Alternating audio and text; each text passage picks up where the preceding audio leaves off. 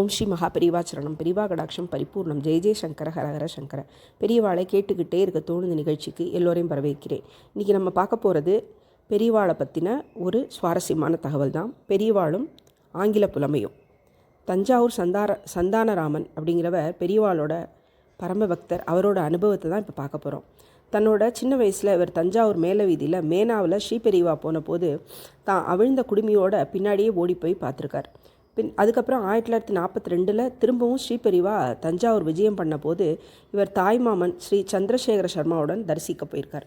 தன் வியாபார ஸ்தலத்தில் வாசலில் மாமாவுடன் பூர்ண குடும்பம் கொடுத்து பெரியவாளை வரவேற்க இவர் நிற்கிற போது இவர் தலை குடுமியிலிருந்து கிராப்புக்கு மாறியிருந்தார். பாலகனாய் குடுமியுடன் எப்போதோ இவர் பார்த்துருந்த ஸ்ரீபெரியவா பூர்ண கும்பத்தை வாங்கிட்டு இவருடைய மாமாட்ட சிமிழியா அப்படின்னு ஒரு ஊரை பற்றி கேட்குறார். மாமா ஆச்சரியத்துடன் ஆமாங்கிறார். பின்னாடி பூர்ண கும்பத்தின் மேலே இருந்த தேங்காய் எடுத்து அதன் குடுமியை பிடிச்சு ஸ்ரீபெரியவா இதுக்கு இருக்கு இவனுக்கு இல்லை அப்படின்னு ஒரு மந்தகாச புன்னகையோட அனுகிரகம் பண்ணாராம். அதுக்கு பின்னாடி சந்தானராமன் அடிக்கடி ஸ்ரீபெரியவாளை தரிசித்து வந்திருக்கார். ஒரு முறை வடக்கே சதாராங்கிற இடத்துல இவர் தரிசனத்துக்கு போன போது உனக்கு ராஜராஜ சோழனை பற்றி தெரியுமா அப்படின்னு பெரியவா கேட்குறார். தஞ்சாவூர் பெரிய கோயிலை கட்டினான், பெரிய சக்கரவர்த்தி இவ்வளவுதான் தெரியுங்கிறார். அவன் தனக்குத்தானே ஒரு டைட்டில் கொடுத்துட்டான் தெரியுமோ அப்படிங்கிறார். தெரியாதுங்கிறார் இவர்.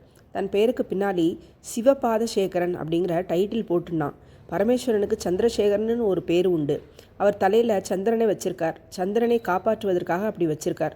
இப்படிப்பட்ட பரமேஸ்வரனோட பாதங்களை தன்னோட தலையில் எப்போதும் தரிசித்து வச்சுக்கணும்னு அவனுக்கு ஒரு மனோபாவம். அதனால தான் அந்த பேர் அப்படின்னு சொல்ல தொடங்கிட்டு, அது சரி, நீ அடுத்த தடவை வரும்போது அவனை பற்றி உனக்கு தெரிஞ்சதை எழுதிண்டு வா அப்படின்னு சொல்லி உத்தரவிடுறார்.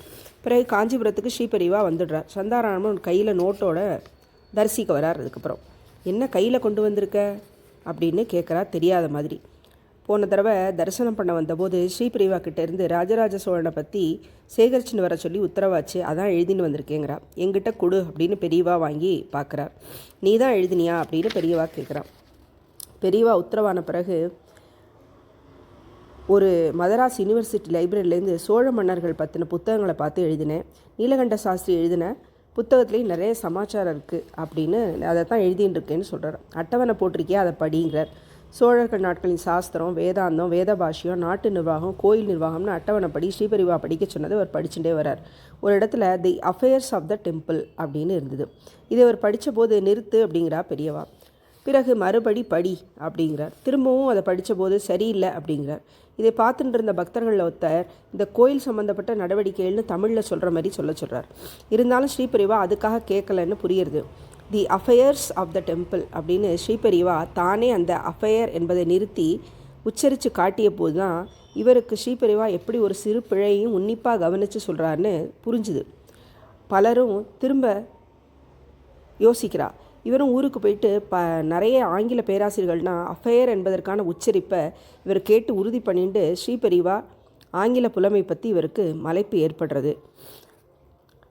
இதுதான் இன்றைக்கி நம்ம பார்த்த பெரியவாளோட மகிமை. அது நாளைக்கு இதோட தொடர்ச்சியாக ஊரகங்கிற ஒரு விஷயத்தை பற்றி அவர் என்ன சொல்கிறான்னு பார்ப்போம். ஓம் ஸ்ரீ மகா பெரிவா சரணம் பெரிவா கடாட்சம் பரிபூர்ணம் ஜெய ஜெய சங்கர ஹரஹர சங்கர.